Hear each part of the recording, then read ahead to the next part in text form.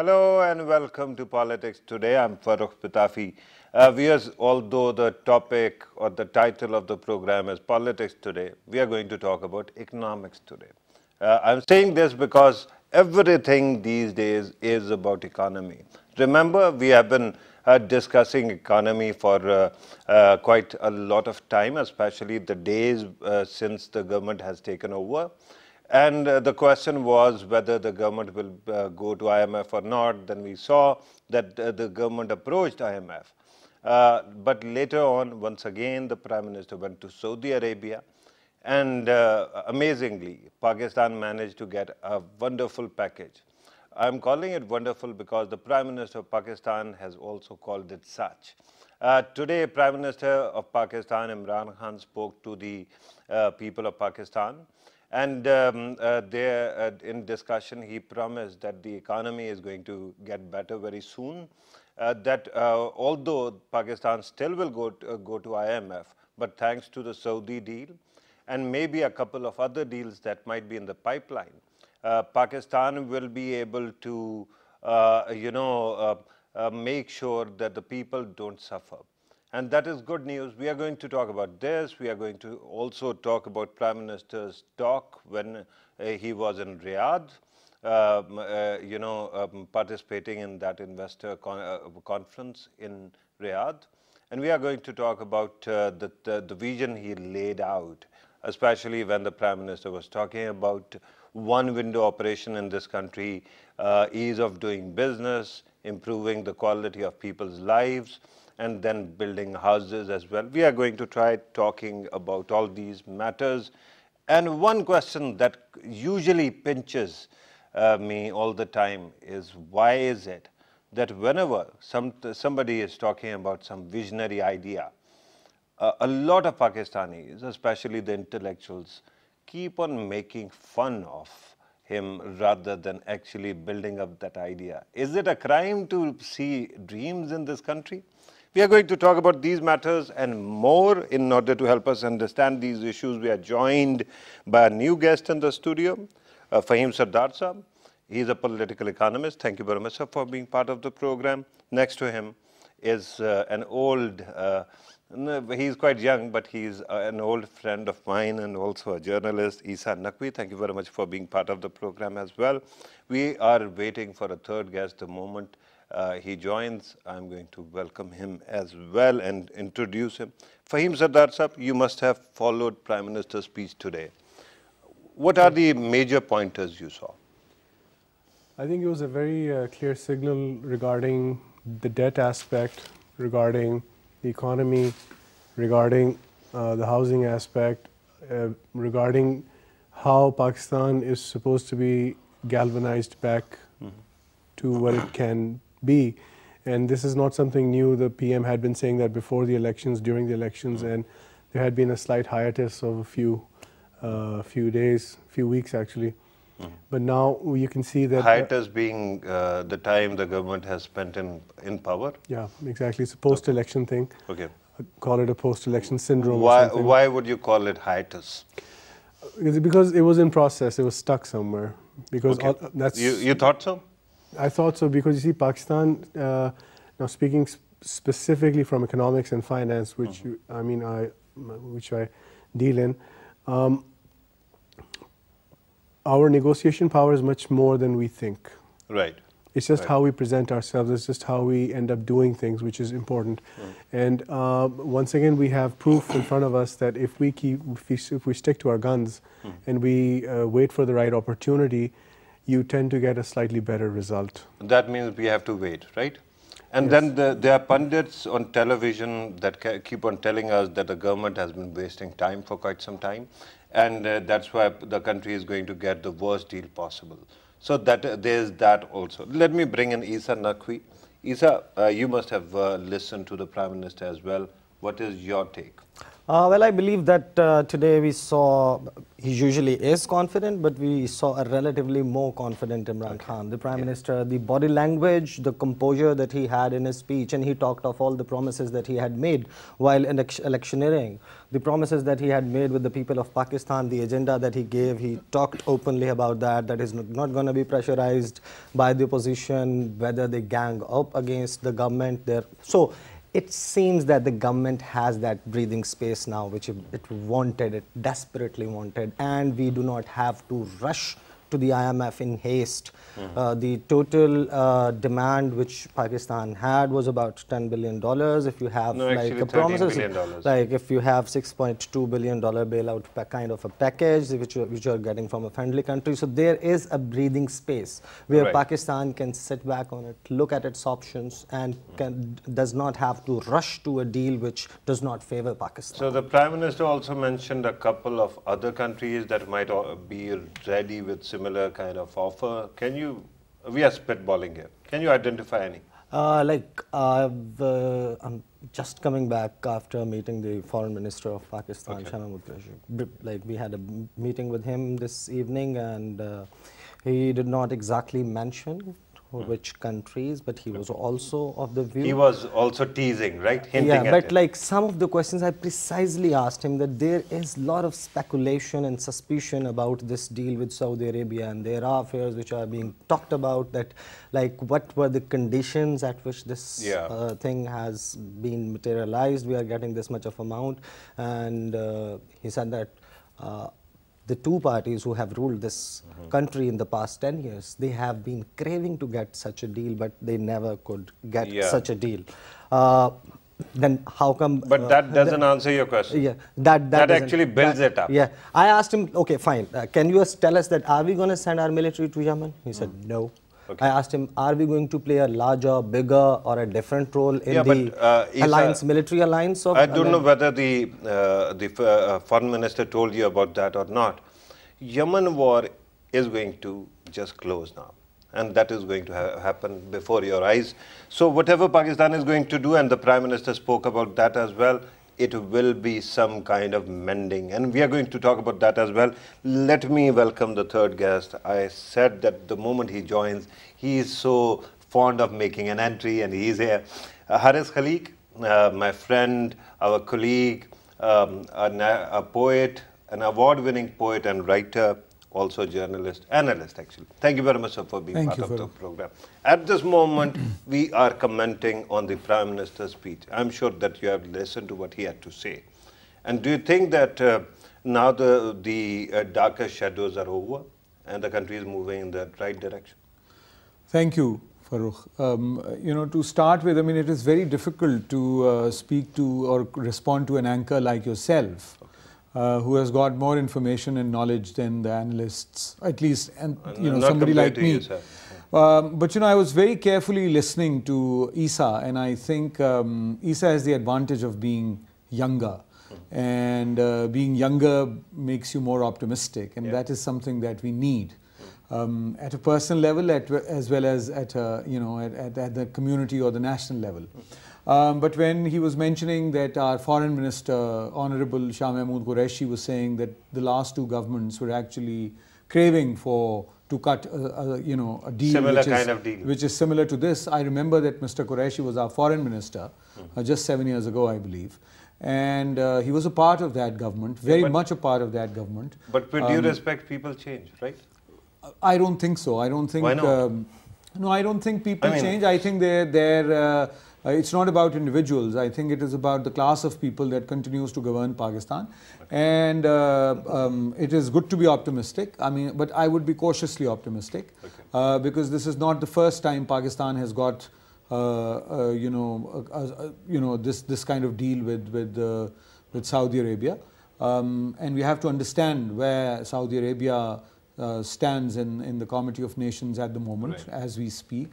And we also have to understand Shouldn't you be complimenting Pakistan that if Pakistan managed to exploit a situation where it might be standing anywhere, but it is helping out? No, I said I'm being cautiously optimistic. I didn't say I'm pessimistic.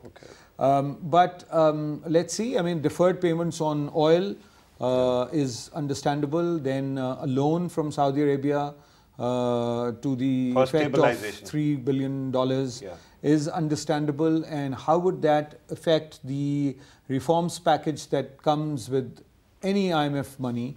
And how will that actually be against our interests? Because either we have a social democracy or a socialist system, which we do not have.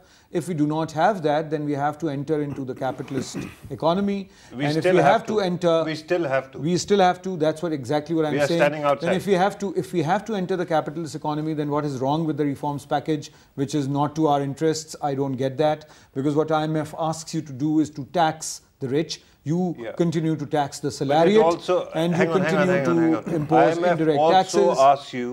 IMF also asks you to withdraw subsidies and hike the prices of fuel and electricity. Absolutely, but there are a common man like me suffers at that time. But they don't ask you to withdraw subsidies from where, and you know, and also, I mean, you have a lot of, because knowing how World Bank and IMF and all these international financial institutions work, it is actually up to the country to gain benefit from the reforms package that they introduce, because it's actually stringed money, and it is stringed money because it is a concessional facility.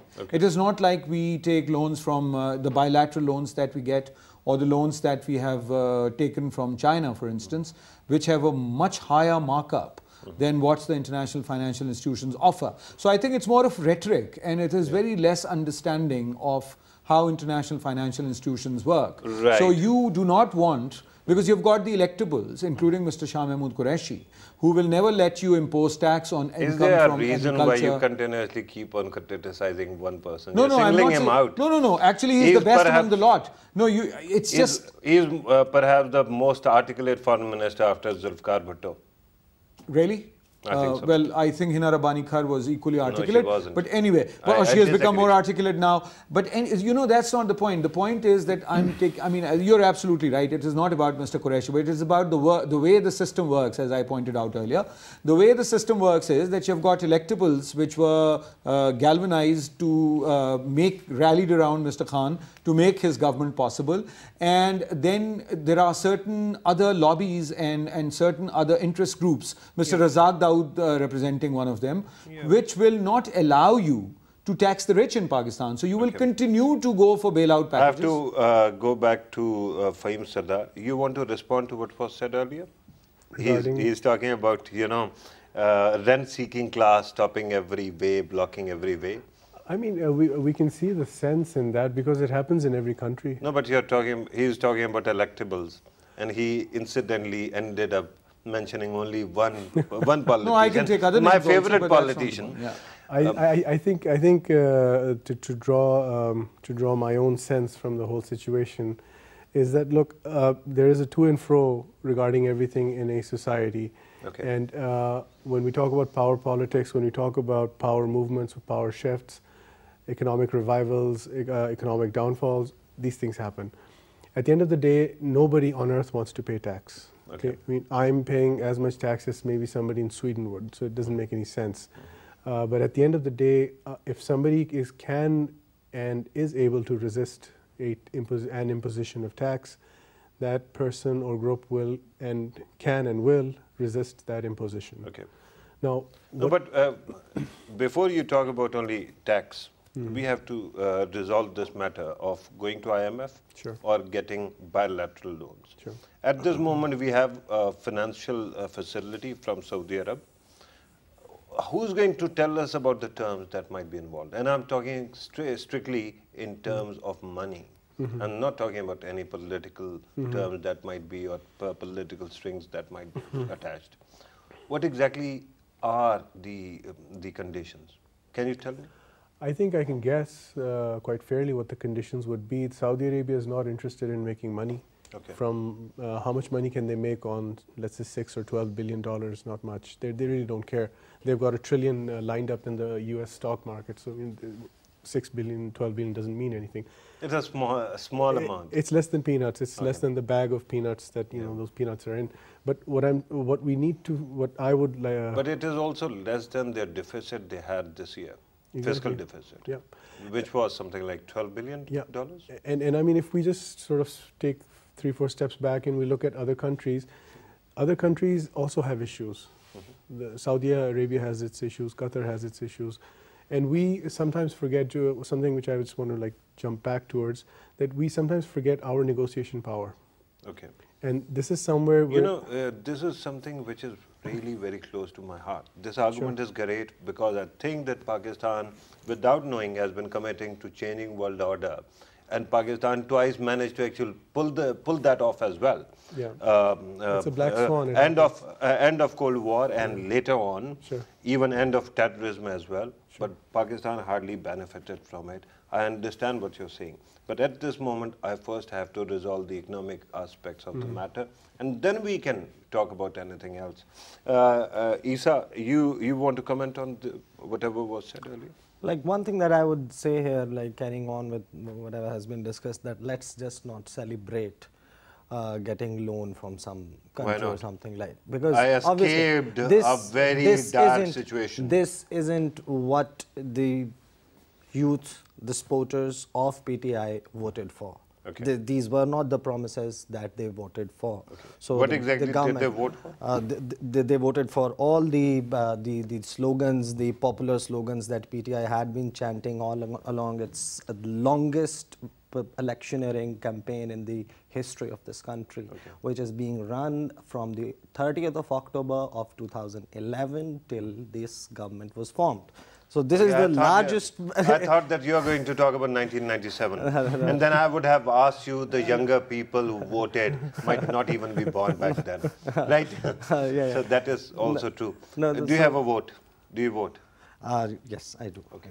I'm trying to assess whether it is coming from the heart or not. No, I'm just telling you that like the people of Pakistan, they voted for something, and if they do not see it happening...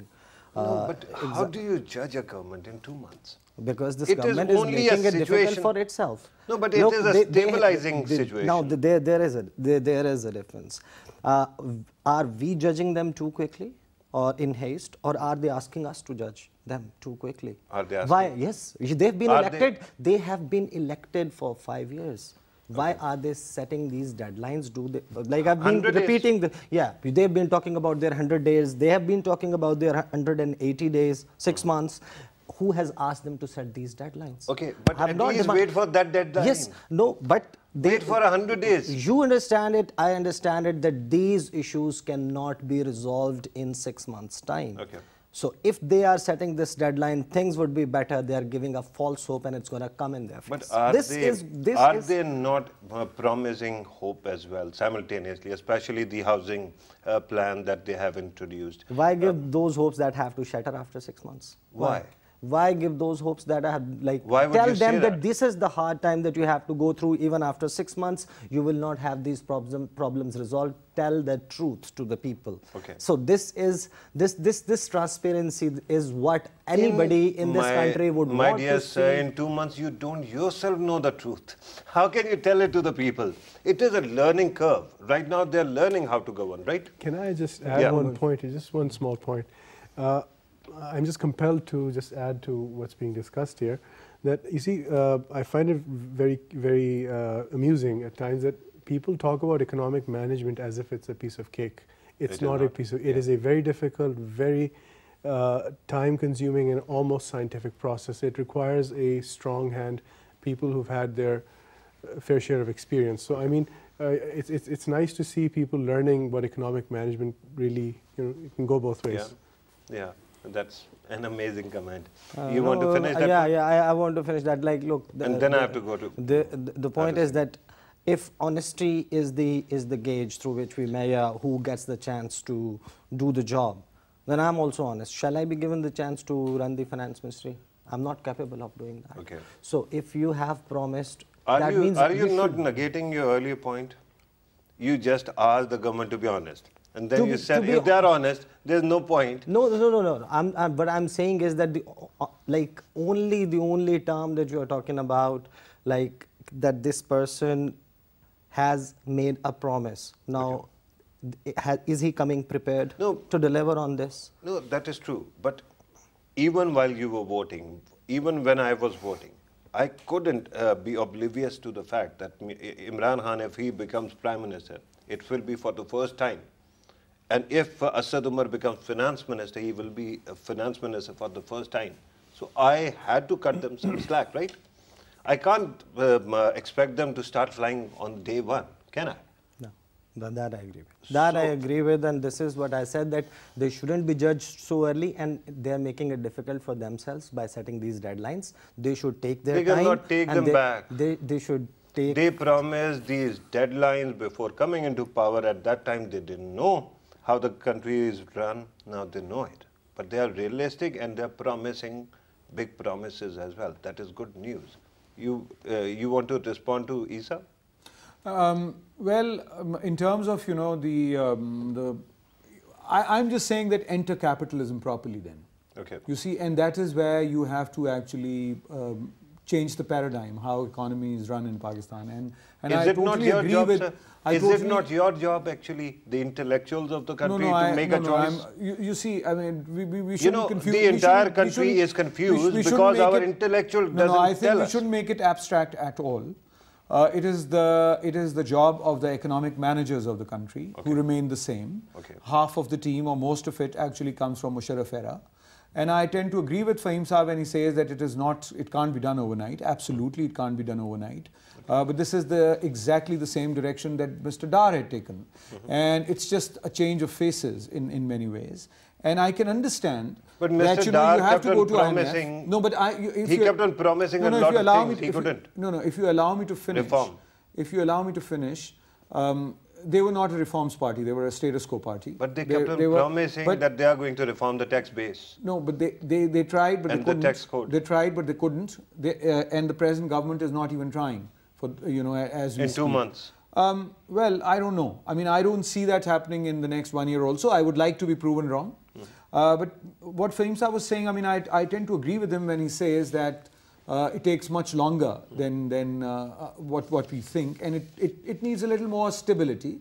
But if you're not trading in your region openly, I would want to be informed about any other examples of developing countries who do not trade in their region and still have flourished, one. And two, I would humbly disagree with his comparison with Sweden. None of the rich in Pakistan pay half of what the rich in Sweden pay. Okay. So I don't think that's a fair comparison at all. Okay. Being a student of how countries are taxed, I also agree with him that nobody would want to be taxed. Fair enough, absolutely. But here the whole burden of taxes rests on indirect taxation and regressive taxation. So how do we No, but Haris Saab, you have to help me understand another very important point. I saw the Prime Minister taking over. He became Prime Minister. There was a cabinet. Then they started announcing the projects they had promised. Housing Authority, umpteen other projects of similar kind. And immediately what happened was there was a lot of skepticism. And remember when the current government, when it was in opposition, promised that in election, after election, they are going to create, 10 million jobs. At that time also, people kept on just poking fun. Why is it I tell you why. If there is a dreamer, why can't we actually support the dreamer? Absolutely. Then we should actually speak about Faiz Ahmad Faiz rather than Imran Khan. But the thing is that they have to deliver. You just said that it is about economic... but you see, you're saying dreamer, but I'm saying we need planners. You see the thing, planners and executors. A dreamer cannot be a planner. The thing is that you cut down the public sector development program by 30% and then you announce a housing scheme.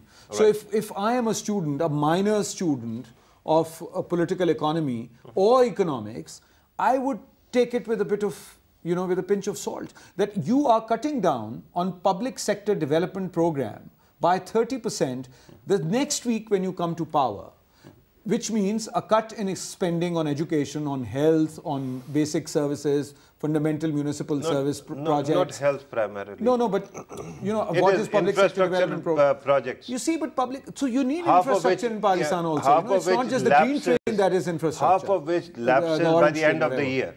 Half of which lapses. But but Farokh, that does not mean that you invest less. It is not a matter of diminishing returns in Pakistan. You invest so less that it can't be spent. I mean, it's a little more complicated than that. And so you cut down the PSDP, and then you tell us that you are going to build 50 million houses, or pardon me, 5 million houses. So, you know, people would say that, you know, you don't have money to spend on running dispensaries and basic health units and schools, or building new basic health units and primary schools or branch primary schools, and then you want to build 5 million houses. Where's the money coming from? No, so, but there's a disconnect with due respect. You're there isn't. You're talking about... It's about social safety nets. You are talking about federal PSDP. You're not talking about ADP. ADP actually covers the provincial nursery building and the hospitals. It is not a federal subject. You see, that tells you about the direction. I mean, there are many areas in Pakistan which are still under... And you know about the atmospherics also, sir. No, but you see, atmospherics, I mean, then how can you have... It is a private, it is not a public sector funded project, is it? So where's the private sector funding coming from? I mean, if you ask me to pay 250 rupees to submit my form, which I think, I mean, the good news is that probably they have withdrawn that clause. But, you know, the lines of, you know, the queues, people are queuing up in hundreds of thousands across Pakistan for that scheme. And we see that where's the feasibility report for that scheme? Where's the planning that has to go into that scheme? So I think there are questions. So there is reason to be skeptical. But as I said, that it is important for some people to remain skeptical and remain asking questions, so that the government is kept on its toes. I mean, that is what democracy is about. Skepticism doesn't hurt me, it won't hurt you. The problem lies with cynicism. And I tell you, it is not about you, it is not about me. There are people who sit on television and they usually end up creating a circus. Whenever there's a situation, maybe, Faheem Sahab, I'm gullible. It is a possibility. But, you know, for 5 years when People's Party was in government, I tried to support whatever vision they had. For 5 years, PMLN was in government. I tried to show patience and supported whatever they claimed was. Why is it that hard to support a government which has been in power only for 2 months? I guess it's because it's something slightly new, something different, something... Or we are trying to make the country ungovernable. No, I think... By being too impatient. It could be that, but there is a certain element of... We are suffering from self-inflicted Stockholm syndrome. Okay. And we have to snap... That is a new twist to the plot. It's the truth. It's the truth. I mean, you talk to people and suddenly you start giving them facts about this beautiful country called Pakistan. I have this very bad habit of collecting facts about Pakistan, economics specifically. Bad habit? Well, some say it's a bad habit. I think it's a wonderful habit. Let me touch of sarcasm. Let me be sarcastic. Okay. So, I mean, so at the end of the day, what happens is when you start telling people these things, I mean, I have seen that sense of disbelief. But you have to persist with the facts. You have to persist with the positivity, and suddenly Imran Khan, well, you know him. He has continued for 22 years, and finally he became the Prime Minister of the country. My issue is that they are good people who might be supporting an agenda. And I just take, you know, a machine gun of disappointment and I start shooting everybody down. Why should I? Look, being negative might be a good sell. I don't know. I mean... That's what you did in the last 5 years also. I mean, not me, you know me, come on. It's easier to sell something negatively. Okay. If there's a beautiful... It gives you more ratings? Of course it does, and it's an easier bet. If you watch the documentary The Power of Nightmares by Adam Curtis, that basically describes how if you can't give solutions, start creating bigger problems. Okay. But what we're saying here is, if with specific reference to economics and with reference to what we've discussed here with my esteemed colleagues, that economics is something that has to be very carefully managed. It's a little bit like electricity. Okay. If you manage it properly, carefully, it has many benefits. But if it is mismanaged, right now, for example, the housing scheme, in my humble opinion, which is also my professional assessment, the numbers are quite big. Yeah. So that makes it a little mind-boggling. I mean, you're talking about 5 million, or you're talking about estimated investment that will be needed? Both, because it goes up to more than 2.5 trillion, I think. And if you, what they're Trillion rupees. Yeah, Yeah, well, 2.5 trillion rupees. The fact of the matter is you have a GDP of close to 35 trillion. So, I Yeah. mean, it's a mega project. Okay. It's as big as, let's say, it's like a urban CPEC, so to speak. That's how I look at it. But you see, it was sold too quickly to the market. Speaking strictly in marketing terms, it should have been sold in pieces. Okay.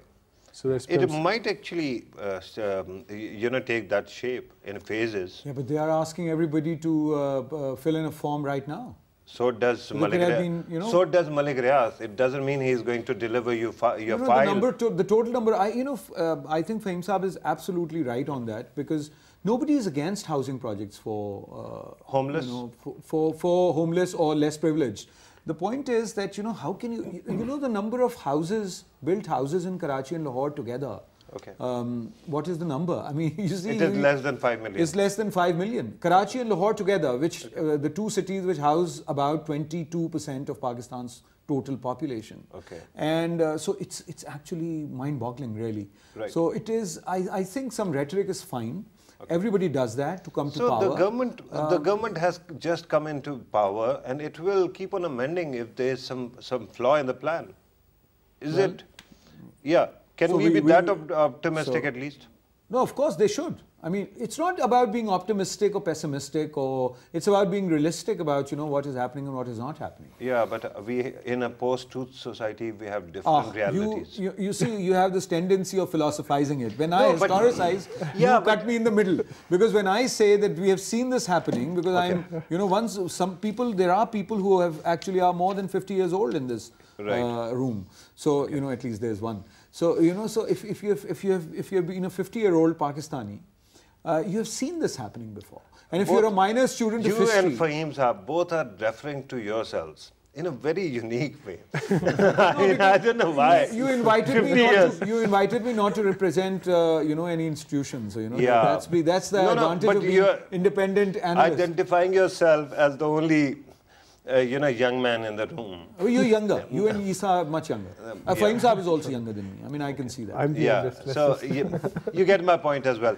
But regarding other projects and the cost of this Saudi package, what do you think is the cost of it, if it is not economic? The cost of it, that was my precise question to the foreign minister, and Yeah. I asked him And I'm still waiting for his answer. what do we have to do in return? Do we have to send our military somewhere? Okay. He said no. I asked him, do we have to play a larger or bigger role in the military alliance? He said no. I said, what would be the future of IP? Is there something that's going to be different in our relationship with Iran? He said no. Iran understands our relationship with Saudi Arabia, and Saudi Arabia understands our relationship with Iran. So he didn't come clear on anything. But one thing which surprised me, that the moment I came out of this meeting with the foreign minister and I saw the prime minister speaking, and he talked about that Pakistan is going to play a mediator's role. Okay. So that was something which was completely missing from what foreign minister was saying. So that was something which was surprising for me. And then you realize that is an old role. You might be reinventing it. Mian Nawaz Sharif, when he was prime minister, went to Tehran and went to Riyadh, and he tried to do exactly the same thing. But that was different times when things were aggravated. There was no Khashoggi. For being a mediator, you have to have the consent of the two parties. There must be some. If you do not have that, Pakistan had said that previously as well, and it was. And what was the response? You remember the response? Yeah. That nobody was ready to accept mediation. In Tehran, by they were Pakistan. not ready. In Riyadh, they were very forthcoming. I remember those days because I used to report, and I was. So, and then expression of interest sitting in by PTV, Saudi I have this Arabia vantage that point. they are ready to invest in and started building an oil refinery, and the money coming in. And that's what the foreign minister told the journalist that he met this evening. Okay. And but he escaped the rest of it. So he was clear that there are no such conditions that Pakistanis should be worried about, or they should be. So he said all the hullabaloo that the opposition is creating is for some other reasons. When we were in opposition, we used to criticize sometimes, and he was open about it, that sometimes we used to criticize just because we were in opposition. So some of the opposition that is coming in at the moment is because that they are in opposition. You can address this issue of cost of going to get a Saudi package or deal. But there's another question. Earlier you said that there should be people who are skeptical enough that the government stays on its toes, right? That is precisely your quote. Now, we saw Asif Ali Zardari day before yesterday saying that probably the government is so incompetent, they'll have to bring it down. And this is the man during whose government you didn't have a finance minister for more than 1 year. 5 years, they had 5 finance ministers. So how do you respond to the opposition's this statement that the government should be brought down in 2 months? Well, I think neither Nawaz Sharif should have been ousted the way he was ousted, nor Mr. Khan should be ousted. And when we criticize the PTI government, it doesn't mean that we want them out. Yeah. And I'm not talking about you. I'm talking about... No, I'm saying we, Zardari, as people who would want to criticize what is happening and would want to understand better what is happening, because we still see that there is a lack of direction. But as far as Mr. Sardar is concerned, he's in opposition. So he's, I think the opposition for the last few months has been a little more contained than PTI's opposition. Thanks to him. Thanks to Mr. Zardari, or thanks to the cases that were opened, filed. No, but Asif Ali Zardari never sat together with PMLN because he believed he had to punish them. And now, well, I mean, now it is his turn to be held accountable, or that kind of process. You see, the thing is that PMLN has no government in Pakistan. Asif Zardari has a province to run, so he can't really be on the wrong side of the powers that be in Pakistan that easily. That Mr. Nawaz Sharif can be. Those imaginary powers that we often No, there are no imaginary powers that be. There are permanent institutions of the state. If you want me to elaborate, I will, but that is not the subject of this evening's conversation. Thank you very much. But the thing is that Mr. Zardari actually gets a few more bank accounts discovered the moment he meets Mr. Sharif. Okay. So you see, there is a certain pattern that one can see. And I think that doesn't undercut the fact that there are accounts to be found. Not at all. Absolutely, you're correct. So there might be corruption. But the point is that if it has to be like that, then it should be across the board. Okay. That is what we ask for. Okay. For people who have joined the PTI, PTI is not a laundry. That you enter the party and you get all cleaned up. Yeah. So I think it should be for everybody, and that is fine. And it's not just the politicians. I get your point. It's also everybody. But I think the question. Disagree with so the opposition is in fact in a democratic system that we have, or the evolving democracy. I'm still optimistic. Opposition has a certain role to play, and they are there to criticize, and they are there to try to bring the government down. Okay. Interestingly, to remind you of a very small fact, is that there were 4 seats which Mr. Khan wanted recounted. Okay. Now there are 2 things. One, that PMLN should have accepted that demand, or made a parliamentary commission. Yeah, but we keep on negotiating the past. No, it's not past. It's just very recent. You see, it's not a correct... 5 years ago. No, but if you allow, now all the 4 seats actually, even after 2018 elections, are with PMLN. Mm-hmm. But this is 2018. No, but it is not 2014. What I'm saying is that political parties, when in opposition, are supposed to behave in a certain way. Yeah. When People's Party was not critical enough of the PMLN, all of us sitting in rooms like these would criticize the PPP for being friendly opposition. Okay. Now, you see, now we want the opposition to give the government time. Yeah, so I think this is how it works. We shouldn't really be too bothered about that. No, but something that the government should bother about, something that the government should bother about is actually delivering. and let the opposition criticize and raise questions. No, but and Harissa, earlier you said that implication might be that I'm representing some institution, but you're not. You said I'm not here to represent any institution. Of course, certainly you're not going to represent any political party either. I want to ask you to comment on the Zardari style of politics, because there used to be a Benazir Bhutto style politics as well, and there's a Bilawal Bhutto Zardari style of politics as well. But Asif Ali Zardari, and you earlier said that at that time he had a province to run, and PMLN doesn't have to do that. Remember what he did during the Senate elections days? That was perhaps the time when he could have forged an alliance against this tide. He did not. Now he is trying to overcompensate, maybe?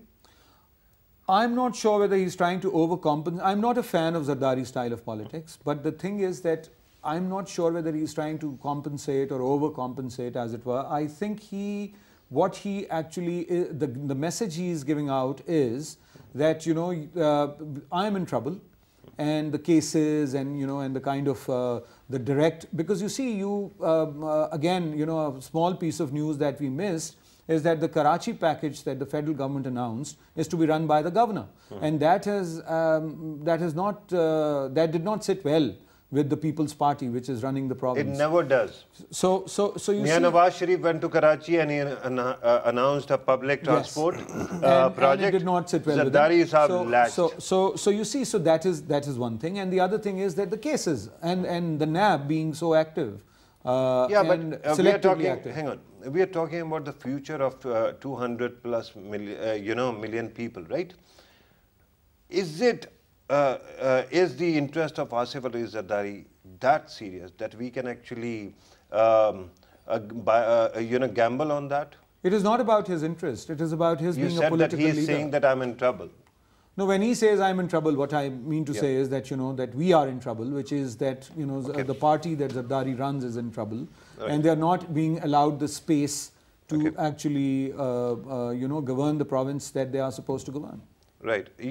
You realize that you can jump in anytime you want. I was waiting. We're just listening. Yeah, but this is a program. The first session is like introduction, and then you can jump in whenever you want to. I just want to say one thing here. Yeah. Accountability, include accountability as well, because the Prime Minister spoke again that there's not going to be any NRO. Fair enough. I'm really happy to see on this channel and on many channels that people are talking about economics. Yeah. That they're talking about effective economics, not just something which is one-handed or two-handed or whatever. But it's important for us to continue this discussion and make it part of our life, because the future of 220 million people resides on economic strength. Pakistan recently entered the $1 trillion club. Based on purchasing power parity. We don't even talk about that. Pakistan's GDP is growing because of the private sector, because of a resilient nation. We don't talk about that. We have a few problems. We can resolve them. Not a big issue. If you take these $12 billion and you divide them by our GDP, so the number is ridiculous. Okay. It's literally, the percentage is ridiculous, and we've got such a huge problem with you know, these twin deficits. I'm just happy to know and hear that we're talking about economics. Politics will always be part of our lives. But we are talking about political economy. Exactly.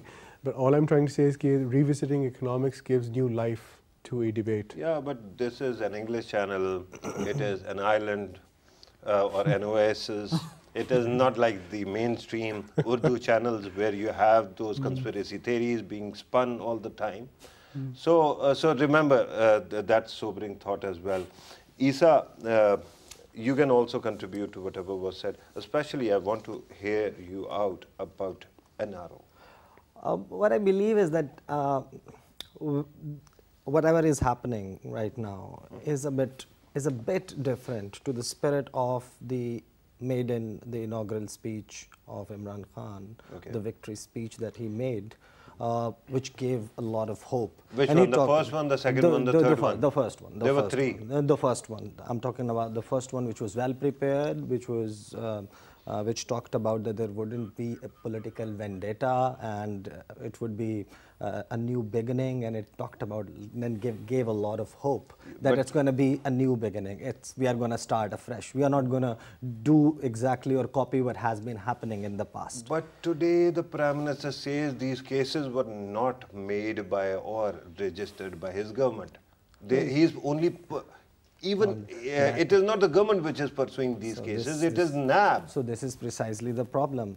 The government ministers and the people who are considered in the second tier or third tier leadership of the PTI should not represent NAB, should not own the actions of NAB that, or try to say that all this is justified. NAB has a spokesperson which should talk about the cases. Which minister are you talking about? Some of the ministers I would mention, even the information minister has talked about. Information minister is not merely the government's minister, remember. No, but he's representing the entire state. He is representing the state, but when the questions are pointedly asked and they are asked on purpose, the way NAB's actions, what I mean to say is that the way NAB's actions are tried to be justified by someone sitting in the government, it appears as if there is a patronage of the government, or government is tapping on the back of an institution to take action against certain individuals, and that's why it's happening. Look, I have a problem, Essa, and you have to realize what is happening. I totally get what you're saying, and I respect that as well. The reason why I pointed out that there were 3 victory speeches must have shown you the evolution of thought as well. Eventually, it went into a certain direction, right? Whatever it is, the Prime Minister is still sticking to his promises, and these promises are not new, they were campaign promises, mind you. Thanks. And regarding accountability, I tell you, I was a kid when I started hearing about corruption. And I'm so tired because corruption doesn't help me, it doesn't help you, it doesn't help him. We all are victims. But somehow we have to make do with whatever we have got. If somebody is doing something, I would let it play out. And I would want the country to stabilize. Whatever it is, I just want to get rid of this word corruption. No, in the meantime, I wouldn't, like, if even such thing is happening, I wouldn't let anybody gang up against the government because of some of the statements which shouldn't be given. So very quickly, if you want to add something, because I'm being told that we have to actually conclude the program. I think you should have a separate program on what corruption is and how corruption works and how it actually epistemology of corruption, right? No, not the epistemology of corruption, but how corruption actually functions. Right. And I think that's... it does. It affects your life and mine. No, but it does, yes, absolutely. But it actually benefits a lot of people. I'll take your recommendation under advisement. I'm told that we have to conclude the program. Haris Khalique Sahab, thank you very much for your time. Essa Naqvi, thank you very much for your time as well. Faheem Sardar Sahab, thank you very much for being here. Viewers, you have listened to our participants. Of course, this discussion has to continue. The government has just arrived. It has been only 2 months. But the Prime Minister today spoke and promised a lot in today's speech. Let us hope in coming days he can fulfill the promises, especially that affect the lives of the common man on the street positively. Because if that happens, democracy in this country will be strengthened. Let us hope in coming days we see better days as well. This was today's program. Thank you very much for watching us. Take care.